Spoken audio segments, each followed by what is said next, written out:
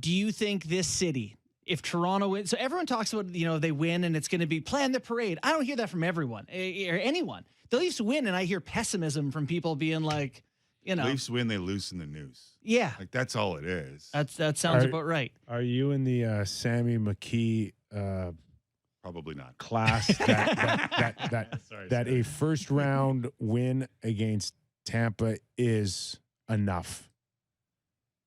Enough for what? Enough for Sammy to feel good the rest of the summer, or go into Kyle and Sheldon training camp, keep their jobs. right? That's what I think. Like, right? it's enough to keep Is it jobs. Is it enough to keep jobs? It's enough to keep jobs. Keep the fan base happy? Let's be honest here, Kipper. You played in this market. You've been around this market. They celebrate conference championship finalists in this city because they've never seen anything. Yeah.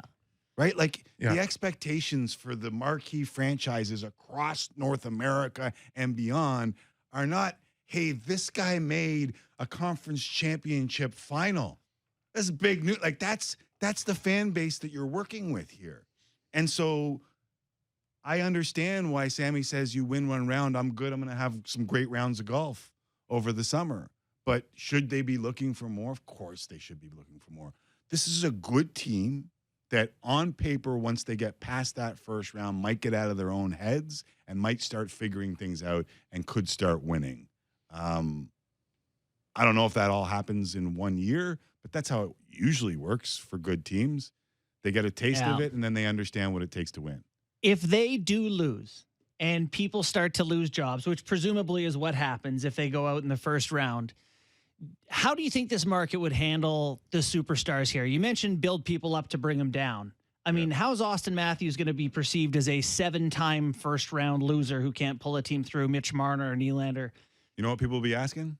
Are they the every damn day that we just talked about with Sidney Crosby and Connor McDavid? Because that's a legitimate question It right is. now. Well, Matthews' year in around. particular has really elevated that conversation. And Marner's played like a superstar most of the year. Yeah. Another 10-game point streak going into tonight against the Panthers. By the way, I'm going to stick tuned for Randy Moll. I love him. Love his calls. That's going to be fun.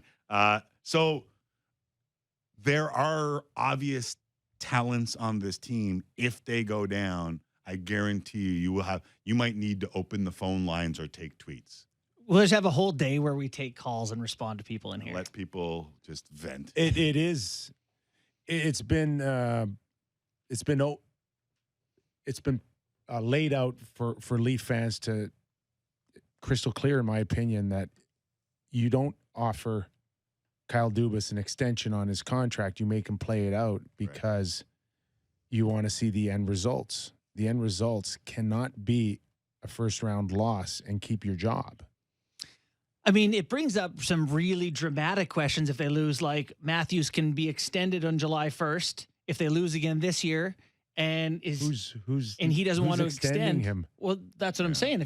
If he doesn't want to do it, you're trading Austin Matthews. Like, lots of dynamics here, right? A lot of dominoes. But, and we knew that at the start of that's the beauty of this year for the Toronto Maple Leafs is like every question you could have asked at the start of this year, nothing's been answered so far. Yeah, like the goaltending situation, the future of Dubas. I don't know if you want to extend that to Shanahan. I feel like the culture is a little bit different around this team, but the fan base will be screaming for everyone if they don't get out of the first round.